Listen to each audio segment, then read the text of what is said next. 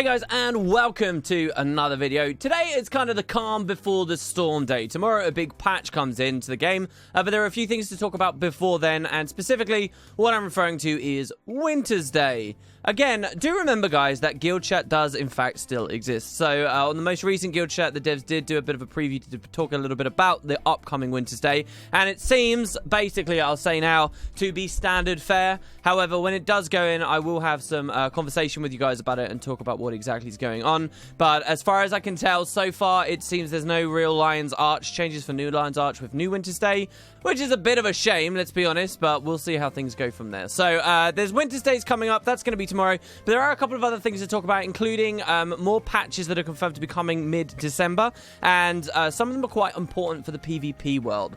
So what have I been doing recently with Heart of Thorns? Basically, exclusively PvP. Leagues have really caught me. They've been a lot of fun. Today was the first day that I really felt like I'd super stagnated with the league system. And until now, until generally the past few days, I've just been climbing and climbing and climbing, reaping massive rewards, and having a lot of fun with a Necro build that I hadn't really experienced for a long time. My experience with PvP was I used to be kind of competitive and have a bit of a team and really try a long time ago, basically over the first Christmas of Guild Wars' release, but I got pushed away by bad rewards, by a dying community on the PvP side of things, and sort of left it. But way back then, I played a lot of condition damage Necromancer in amongst my much more frequent Elementalisting. And for this league, I've pretty much exclusively gone back to playing Condi Necro, Condi Reaper specifically, and it's been an absolute blast. It's been a lot of fun. I feel like I've really stumbled onto a really powerful build, a fun build, except the meta makes things kind of irritating. So I think for the first time en masse, because so many more people are actually playing PvP, and because of the leagues, many of us are really beginning to feel the sting of a stagnant meta or a leaning to be bunky meta. Now, so I feel like over half of the metas in Guild Wars 2 at this point have been bunky in one respect or another. If it's been, you know, tanky Hambos and DD Ellies and Spirit Rangers, or a prevalence of like Necros on their Soldiers amulets, there's been a lot of like stagnating kind of tanky metas, and people are really starting to experience that now because of the Chronomancer build that's running around. You know, a while ago I did a video with Bootsbar, World of Enders. Over on his channel we run a series called Boots Bad Builds, where he will have a look at some weird niche gimmick idea to a class, and he'll roll with the ball, and he'll make something interesting and fun that usually captures my imagination as much as it's captured his, but I have to be the lame guy. I have to be the guy that poo-poos it, and I have to be the guy that says, no, this is terrible for this reason, this reason, this reason, this reason. A couple of weeks before Leagues came into the game, and this idea of a Chronomancer bunker wasn't particularly interesting to many people. The idea of a Mesmer being in a bunky role has been kind of laughable through every single meta until now, okay? Boots came to me and said, hey, look, I've got this super tanky Chronomancer build. It excels at rezzing people and team fight support, and you should totally take a look at it, Wooden Potatoes. And I thought it looked like the most fun thing in the world. I thought it looked awesome. I thought it looked completely overpowered, but I had some confidence in the back of my mind that being a heavily resurrect-based build, it wasn't going to be the strongest thing ever. We wouldn't see it that much. Basically, what exists on every game at the moment is at least two people running a build kind of similar to what Boots showed me. They are not exactly the same. They don't go so heavily with the resurrection angle, but they are these incredibly supportive, incredibly durable node fighters that really stall out games, and it's been a big problem. Shinryu actually did a video that a lot of people are talking about at the moment, just showing people stalled on a mid node because of Tempests tend to be quite tanky at the moment too, but really that's not the problem to me. I think the most boring thing about the meta right now are these Chronomancers, and here's the reason I'm telling you guys this. Arena have actually already decided that they're going to be patching this. Now remember, ArenaNet's plan was to do a quarterly balance patch. Well, a big message came out on the forums today saying that in addition to those quarterly balance patches, very soon we're going to see one that addresses some stuff already that's made PvP quite unfun for people. And to look through the list of these minor changes they're making, All of them are there to address this kind of tankier, bunkier style play we are seeing in PvP. It should come no surprise to you guys that they're mostly focused on fixing the PvP stuff, especially considering it's their first season and they've always focused more on PvP side stuff. But I do think it's quite refreshing to see that once again in this post, ArenaNet are quite explicitly saying our balance patches, our quarterly balance patches, will be affecting all the modes of the game. The regular PvE, the raids, the world versus world, the PvP. All the modes of the game. And it's refreshing to see that they are at least considering them. I do believe I don't give them enough benefit of the doubt in this regard. I always just, quite black and white say, oh, they only balance for PvP. And if I'm not PvPing at the time, I tend to be very angry about that fact. But they are trying to consider the other areas.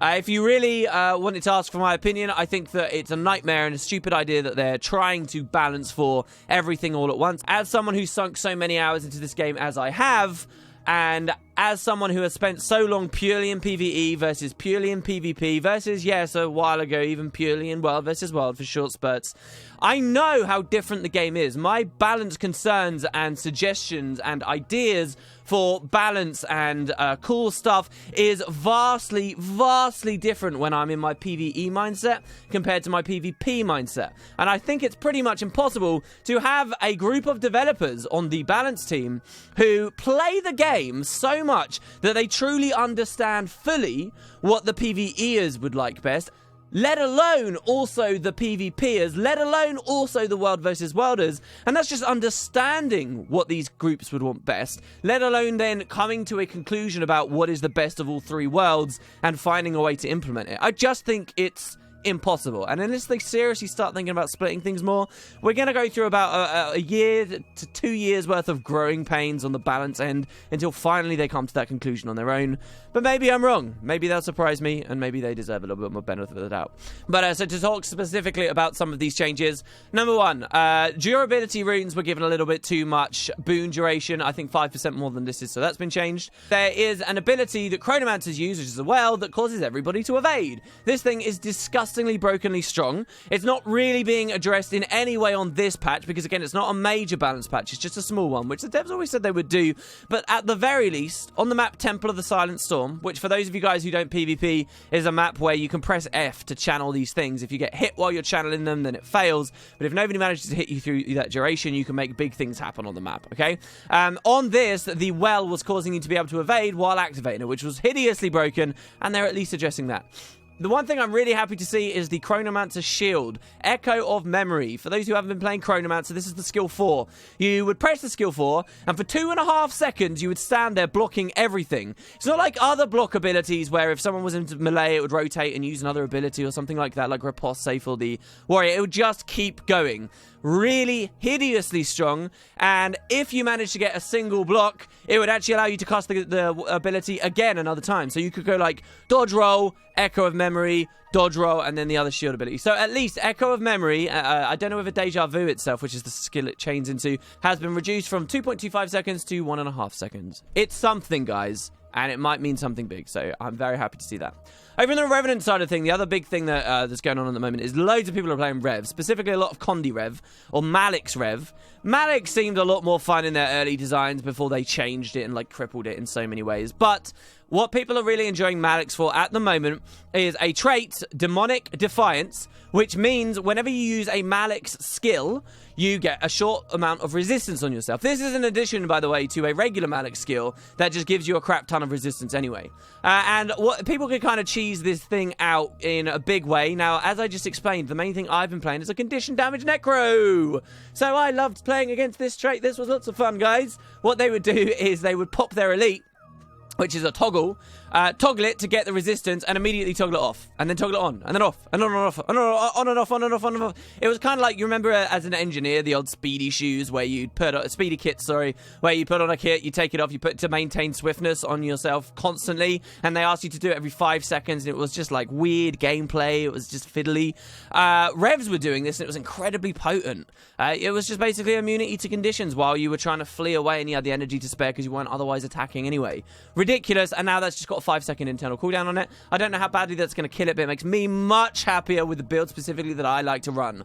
The other thing on the Rev side was, who remembers that trait? If you haven't been playing Rev, where when you press F on someone to res them, it puts Infuse Light on them. Infuse Light is the Glint Rotation heal skill, where it basically converts all damage into healing. So again, guess what happens if I'm a Condi Necro and I'm dropping all these massive conditions on a body? What you'd have is not just a Chronomancer to deal with, who's causing the body to evade and giving everyone quickness and making you slow and just doing all this hideous stuff. Not only do you have that, but just a single Revenant would go over and tap F, and all those Condis I'd put on the body would reverse to healing, and it would go up instantly. It would just go up instantly. It was the worst thing. So now the trait just gives you 10% increased revive speed and makes you the one reversing damage, which is fine, and I'm very happy with.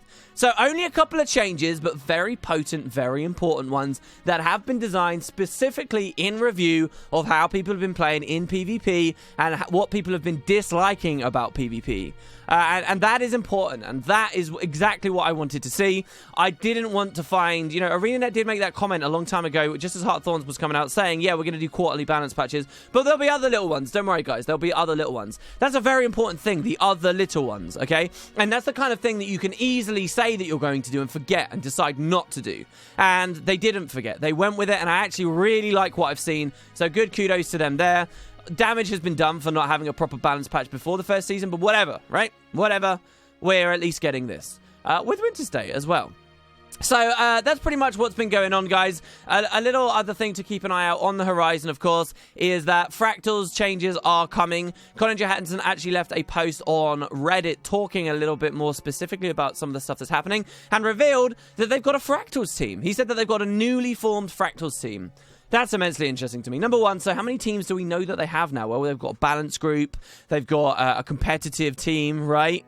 Is that a whole team, or is it just Grouch at the moment?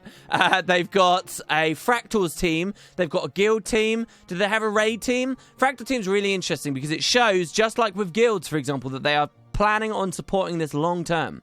Did they not have one before Heart of Thorns? Did they have one before Heart of Thorns and the guys just messed up and were lazy and did terribly, basically, as we've all seen? And that's like that got dissolved and then a newly formed Fractal team. I don't know. But it really does seem like a lot of stuff is going to be happening with Fractals, and it's just a shame it didn't come in with Heart of Thorns, but more things to look forward to, I suppose. But that's about it, guys. I'll definitely be back tomorrow to talk to you a lot more about Wintersday. I'm really curious how your time has been spent in-game. I have only been PvPing, except to get my dailies and keep buying little lore manuals from the Zin thing, which maybe I'll do a video on at some point if people are still interested in it.